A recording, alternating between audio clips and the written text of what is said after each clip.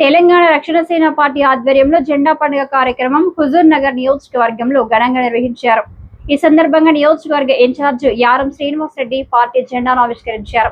అనంతరం మాట్లాడుతూ ప్రత్యేక రాష్ట్రం కోసం ఎన్నో ఉద్యమాలతో సాధించుకున్న తెలంగాణలో ప్రజల ఆశయాలు ఇంకా నెరవేరలేదని విమర్శించారు.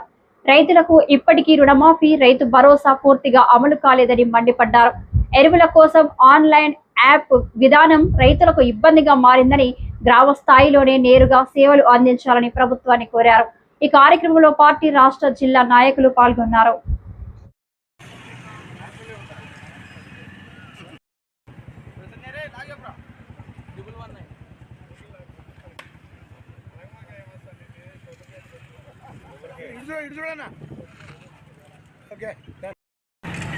కవితక్క నాయకత్వం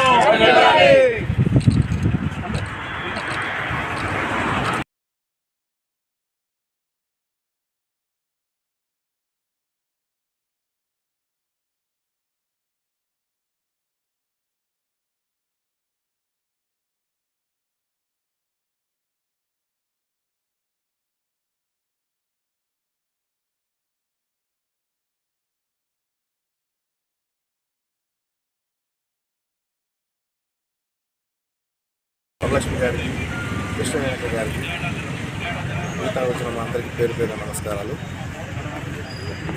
యాక్చువల్గా మనం ఫస్ట్ నుంచి తెలంగాణ కోసం పోరాడినాం. పోరాటంలో మనం తెచ్చుకుని తెలంగాణ సాధించుకున్న తర్వాత కూడా ఈరోజు కూడా 10 సంవత్సరాలు, దాదాపు 10 సంవత్సరాలు పరిపాలించిన తెలంగాణలో కానీ, ఇప్పుడున్న ప్రభుత్వంలో కానీ మన యొక్క తెలంగాణకు ఎంతవరకు న్యాయం జరిగింది, మన యొక్క తెలంగాణ పిల్లలకి ఎంతవరకు న్యాయం జరిగింది అనేది మీకు అందరికీ తెలుసు.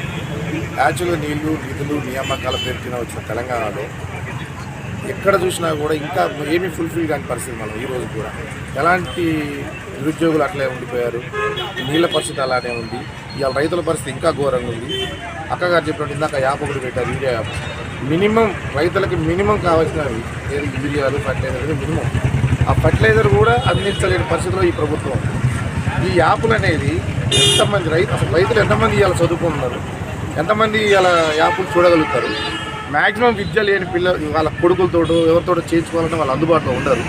ఇవాళ పరిస్థితి ఎవరికో సెల్ ఫోన్ ఇచ్చి బదిలాడి చేయించుకున్నా కూడా అది కరెక్ట్ కావట్లేదు. నిన్నెట్నో ఎక్కడో దేవరకొండ బుక్ చేస్తే మీడియా కూడా వచ్చిందట. వాళ్ళు ఎట్ట తీసుకుపోవాలి?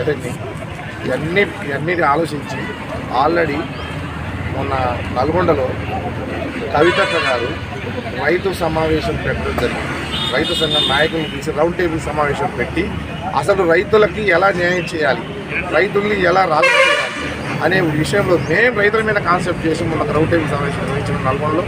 ఎట్టి పరిస్థితులలో మన ప్రభుత్వం వచ్చిన తర్వాత రైతునే రాజు లెక్క చూడాలి. రైతులందరికీ కూడా ప్రతి ఒక్క మండల కార్యాలయంలో డెస్కులు ఏర్పాటు చేసి ఒక రైతు వచ్చేటట్టునే ఆఖరికి ఎంఆర్ఓ కూడా లేచి నిలబడే విధంగా రైతుని ఒక గౌరవప్రదమైన మనిషిగా గుర్తించే విధంగా చాలా చర్యలు తీసుకునేది ఉంది. రెండోది ఉచిత విద్య, మినిమం కావాల్సిన ఉచిత విద్య, ఉచిత వైద్యం. ఈ రెండు కూడా చాలామంది అంటారు ఉచిత విద్య ఎలా పాసిబిలిటీ అవుతుంది, ఉచిత వైద్యం ఎలా పాసిబిలిటీ అవుతుంది అంటే ఉన్నది. దానికి ఆ ఉచిత విద్య ఇవ్వడం కోసం అన్ని రకాలుగా కూడా కవితక్క ఆల్రెడీ బేస్లో మొత్తం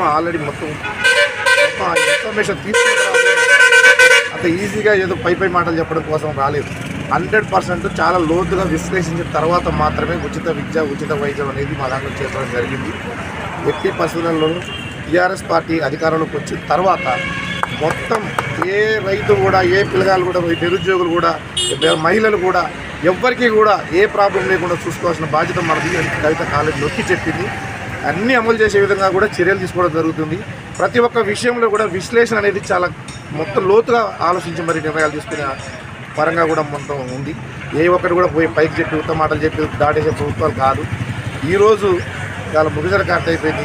రైతులు నారు పోసుకునే పరిస్థితికి వచ్చి, పొలాలు దున్నే పరిస్థితికి వచ్చి, అయినా కూడా రైతు బంధు లేదు.